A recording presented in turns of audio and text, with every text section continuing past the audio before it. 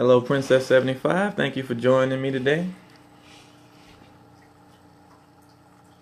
Hello, S. Edwards 86. Thank you for joining in today. Basically, how you doing? Today we're going to be talking about how you can invest in credit, and invest using credit. Now, if you guys enjoying anything I'm saying, or you can connect with anything I'm saying, make sure you tap the screen and give some hearts, and also you can swipe up and you can share this with your followers if you feel like there's anybody that you know that could possibly benefit from this information. And I think you swipe left if you have an iPhone. But I'll be getting started in just a second. And if you don't know who I am, I'm Will Frazier. I'm a credit repair expert and also a credit coach. So I can help people with their credit issues. A lot of people that I help are trying to get home. So if you have any issues with credit, feel free to contact me and I'll be able to help you with whatever credit questions you may have. And yeah, I think I'll just go ahead and get started. Thank you for inviting your followers, Princess 75. Thank you very much. So let's go ahead and let's get started. So why would you want to invest? Well, you want to invest if you want to try and flip your money, if you want to try and make some more money. Thank you, Tip D, for joining in. So yeah, if you trying to flip your money, make some more money off of the money that you already have, that's one reason why you may want to invest. Another reason why you might want to invest is because you want to get some type of future benefit from whatever investment that you're making. So you just want to put money somewhere and you want to get some type of future benefit, and it may not be necessarily money. Most people don't just invest just because they want to feel like somebody important. They just want to invest so that they can get some type of benefit later on down the road. So what are some things that you can invest in? Some of the major things that most of you already know that you can invest in are things like stocks and bonds and mutual funds. But one of the main things that people forget that you can invest in is yourself. And the way that you would invest in yourself would be if you're trying to get another job or a better job, invest in some new clothes. So that's also a different type of an investment. Or if you invest in some books that'll teach you a new skill, or a coach that can help you train some type of skill that you have. All of those are also considered investments that you can use because they provide some type of future benefit for you, by helping enhance yourself. So why would you want to use credit to invest in any of these things? Well, basically, you wouldn't be using your own money. So you would basically be taking a risk with someone else's money or some money that's lent to you. So it's very risky for you to invest in some things like stocks and bonds. So some people may not want to tie up their own cash into that. You might want to use another asset, borrow money from somebody else, and, let them take most of the risk on if you're going to get a good return or not. And basically, we're going to go into how not to invest using credit cards. So the first thing we're going to talk about is investing using these credit cards. So the way that you should not invest using a credit card is in stocks and bonds and mutual funds and things like that. Now, you might be wondering, why wouldn't you want to, use a credit card to do that? So it's very simple. Well, first thing, a lot of places won't let you make those type of investments with a credit card. Well, they won't directly let you do it. You might have to go through some other routes like a cash advance or just some other way of getting cash off of a card in order to invest with them, because they don't encourage you to use a credit card, because most brokers, Fidelity, or if you contact a broker directly to try and do an investment like a stock to bond or whatever, they have their own method of lending you money in order to get in order to invest. And basically they call these margin accounts. So because they have these margin accounts, they want to promote that more than you using another credit card. So that's why they don't accept credit cards, and they'll try and get you to do a margin account with them. I won't go into the details of a margin account because it's a little bit complex, but this is just to give you a general idea, your options that you have. Now, they have to pay fees if they accept your credit card as well. So that's another reason why they would not want to take a credit card from you, because they don't want to incur any extra fees, especially when they already have a product that you can use to invest with them. And one of the good things about margin accounts that you can get with these brokers is that they normally have pretty low interest rates. So the interest rates are normally vary. They can be somewhere between 5 to 8%, which is very good for, this type of investment, especially what you're doing it with credit. But of course, you have to make sure that your return on your investment is going to be at least more than what the interest rate that you're going to be paying. So another reason that you shouldn't use a credit card for an investment is because it's extremely risky. Now, how is that risky? Well, it's because normally you can use your credit card or a loan or something like that to invest money in stocks, bonds, or whatever it may be. Tell me what you mean by discounted brokers. But extremely risky, I mean that normally when you get a loan, the debt is going to become due. Normally the payment is going to be due the next month, which means that you're going to have the money that you need from this return on an investment pretty soon in order to pay back the payment, because you're going to have to start making payments on it soon. And normally this is going to happen. Use the marginal. Okay. With that, are you trying to see if the same brokers that I'm talking about, if they use margin? You mean like a margin call on a margin account? I'm like I said, I wasn't going too in depth with that because I'm not 100% on the workings of that. But just let me know if that's what you were talking about. Okay, yes, that is what I was referring to. I'm sorry, I lost my place. But yeah, the debt is normally going to become due before you actually get a return on that kind of investment. So you want to make sure that you're going to get a good return on that before the payment is due. And normally that's not going to happen. Yes, please email me. I'll be able to take care of that for you. But that's why you shouldn't use credit to try and invest in that type of investment. If you don't have the profit, you'll still have to pay it. So even if you make this large investment using a loan or using a credit card, if you don't get any good return on this investment, you might actually lose money, because at the end of the day, you're taking a risk. So if you lose money, you're still going to have to pay back the debt that you took out to make the investment. So it doesn't make sense to take that kind of risk and put that on yourself, because you can't guarantee that you're going to definitely make a profit off of this investment that you're trying to make. So another thing is going to be the interest rate versus the returns that you get. So normally, on average, credit card interest rates, they average about 18%. Mostly what I really see, especially when I worked at Wells Fargo, I used to see a lot of 21, 22%, things closer to that nature, closer to that amount. But normally on average, it's going to be about 18%. So thank you for joining Walking in the Light. Thank you for joining today. Just going over some things that are things that you shouldn't do while investing with credit cards. So average credit card rate, 18%. The average S&P 500, which is an index in the stock exchange. So the regular S&P 500 historical return has been about 7%. So if the credit card interest rate is 18% and the historical return on, stocks, bonds, or whatever it may be, is 7%, that means that more than likely you're not going to get the same type of return for the cost of the investment that you made using that credit card. So, because you would at least need a return of at least 18% or whatever your credit card rate is, just in order to profit off of whatever investment you made. So that's a big hill to climb, a big hurdle to overcome, just to try and make a profit.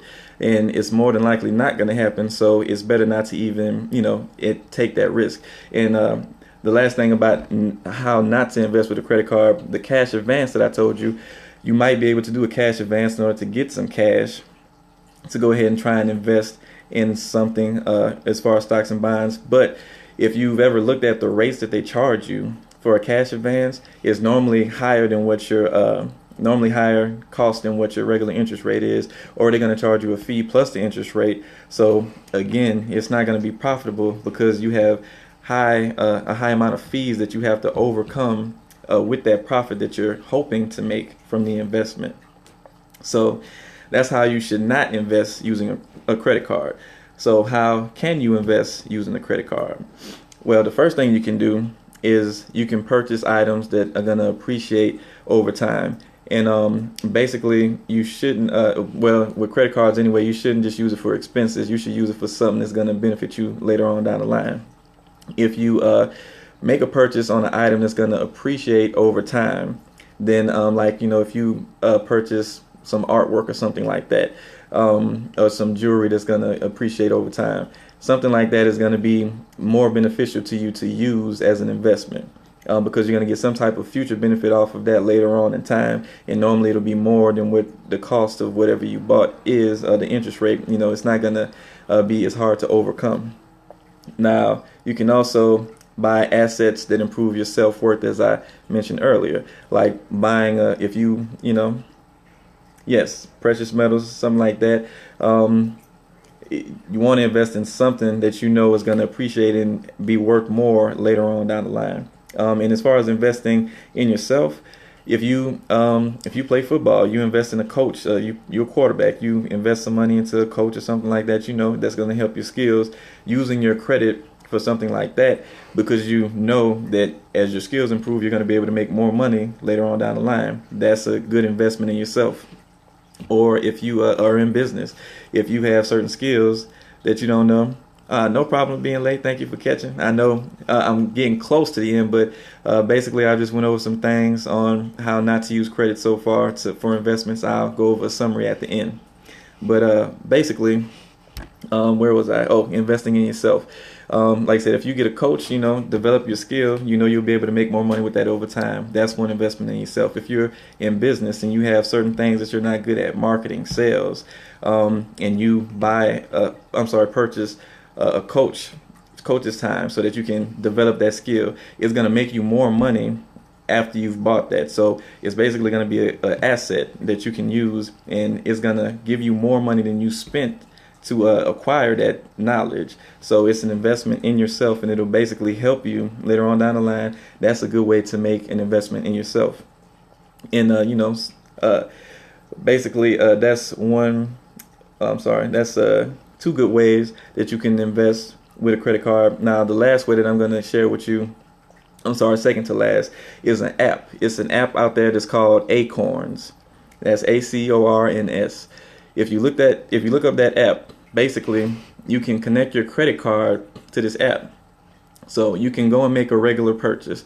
Let's just say you go to Starbucks and you buy some coffee for $3.50. What Acorns will do is it'll take whatever dollar amount you spent, and it will round it up to the next dollar. So out of that $3.50, it'll round up your purchase to $4. So basically what it does with that extra 50 cents that it took is it's going to take that and it's going to invest that money for you into a portfolio that basically you already set up with them.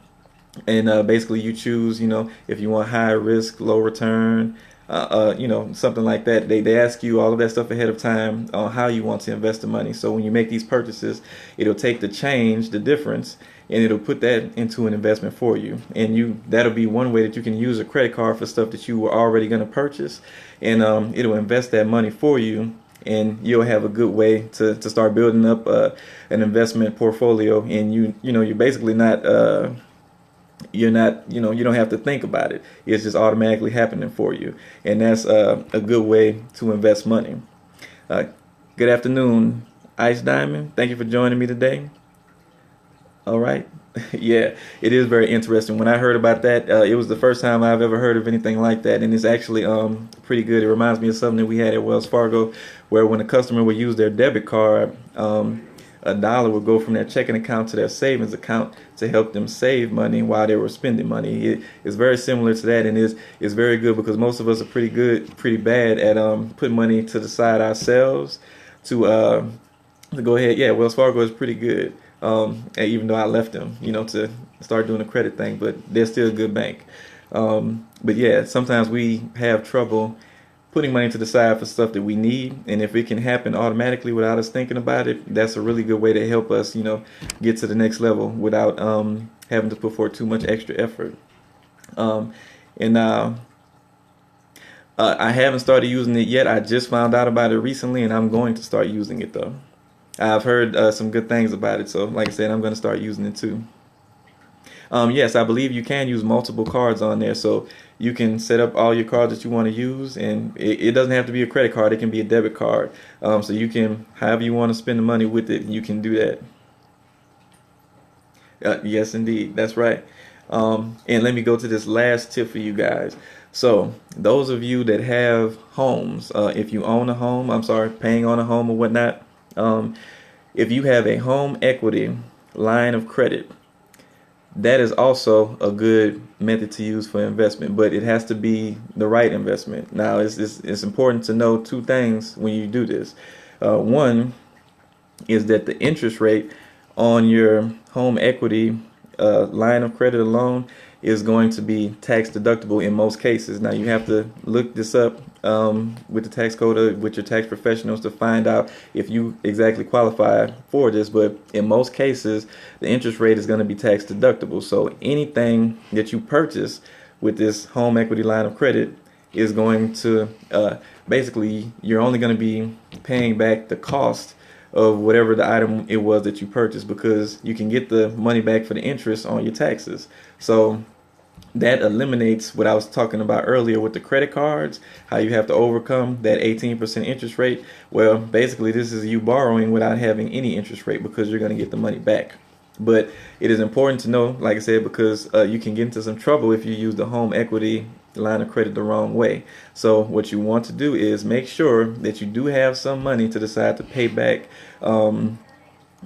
investments that you may have with that you use your home equity line of credit for, because normally you get large amounts of money when you get that home equity line of credit. So it can be very tempting for you to pay for a vacation with it, or try and buy a car with it, something like that. Because like I said, normally it's a large amount of money. So you want to make sure that whatever you're going to be investing in, that you have a good sum saved that you can possibly pay this back with, in case you do run into some hard times, or your investment doesn't turn out to be as good as you thought it was. But the type of investments that you can normally use these for that are really good is starting a business. And you can use it for some of the other things mentioned, but I've seen some people try to use those funds to try and start a business. So if you can get those startup costs out of the way using that home equity line of credit, hopefully your business does turn out to be profitable, and you have made a plan for it so that you can ensure that you are profitable going down the line. But it can be a great way to help you do that. Or you can also use it for the same things that I mentioned, like I said, investing in yourself, or investing in other things that will be assets that will appreciate later on in time. And another thing, you can also use it, for your kids' college. You can use it to invest in paying for school for your kids, which is also an investment, because of course they're going to be better than themselves while they're at college, and hopefully go on to a great career. But those are basically the best things that you can do with the home equity line of credit. Just remember to check with your tax professional to see if your mortgage or your home equity line of credit is going to qualify for that tax deduction that you can get through using it. So that's all I really have for you guys today. And just to recap, what we went over, just in case you came in late. Basically, people want to invest so that they can flip their money and try and get some type of future benefit out of it. They got stocks, bonds, mutual funds, and yourself. They're the key investments that you can really make. And when you're using, the reason why you would want to use credit to invest would be if you just don't want to use your own money and put your own money at risk. But using credit cards can be kind of hard to make profit off of, because they have high interest rates, and normally the returns that you get from the stock market aren't going to even compare. Like I said, credit card interest rate 18%. The S&P 500 is normally about 7% historically, so it's kind of hard to overcome that profit, to make a profit based on those metrics.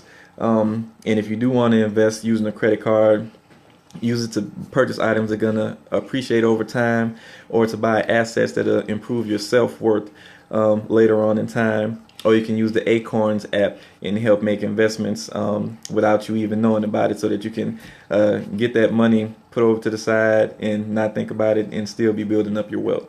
And that home equity line of credit is going to be a good key thing that you can use because the interest on it is tax deductible. Just make sure that you have some money to the side just in case you do have to make a large investment so that you can pay that back, and you don't just have a whole bunch of extra debt sitting there against your house, because that's not a good idea normally. And that's pretty much it. That's all I have for you guys. Again, I'm Will Frazier, credit expert, also a credit coach, and I own a credit repair company here in Montgomery, Alabama. If you have any questions on anything, you can always reach out to me on Facebook. You can find me just William Frazier in Montgomery. Yes, I actually have a email list that you can join. You can join my email list from my website. Basically, to email me, you can go to william.frazier, Frazier, at cleanslatecredit4u, that's the number 4, the letter u.com. And my website is also cleanslatecredit4u.com. You can go to the website, and on there there'll be an opt-in form. You can just put in your name and your email, and you can get my emails, which basically teach you a lot about credit and how it works, because there are a lot of misconceptions out there about how credit works. And I have been, besides seeing a bunch of people's credit reports, I've studied mine since I was 18. I've studied my credit report, and through me having this business helping people repair their credit, I've seen hundreds of credit reports, and I've seen them change over time, so I can definitely give you some good insight on that. Yes, I am holding up a sign with on a piece of paper. I'm sorry, but this is a most effective way that I found to do this. You can screenshot that, by the way, or hopefully watch the replay and get that information. I know my handwriting a little sloppy, but you know, you're going to have to forgive me for that. But you still got the message. So just reach out to me by email if you have any credit questions, and I'll be glad to cover them on future scopes. Like I said, go and sign up for my email at cleanslatecredit4u.com. I also share a lot of good information on my Facebook page.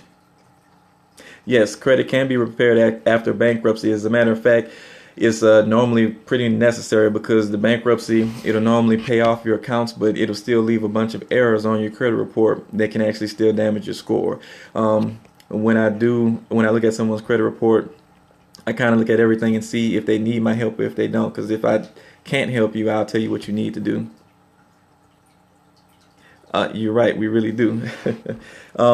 So follow me on Facebook, William Frazier, or you can search the Credit Guru, look in Montgomery, and you'll find me, William Frazier. And I have a lot of good free credit information that I post on there. You can find a lot of good things on my page that I post that's really helpful. And I'm going to keep doing these scopes every week at 12 o'clock, so make sure you guys please come back. Like I said, if you have any questions, if you don't have any more questions today, just email me if you think of anything later on. I'll be back on next week at 12 Central. And also, I'll be coming up with a tool pretty soon. By the end of the month or beginning of the next month, I'm going to have one place that you guys can go to get a whole bunch of credit education and stuff to help you improve your credit. As soon as I have that released, I'll let you guys know. Like I said, it's in the works now. It's almost complete. By the end of the month, or maybe next month, at the beginning of next month, I'll have it completed for you guys, and I'll let you know when that's up and ready for you. But until next time, you guys be safe, protect your credit, and I'll see you next week. I know I was looking for her. She didn't show up. But see you guys next week.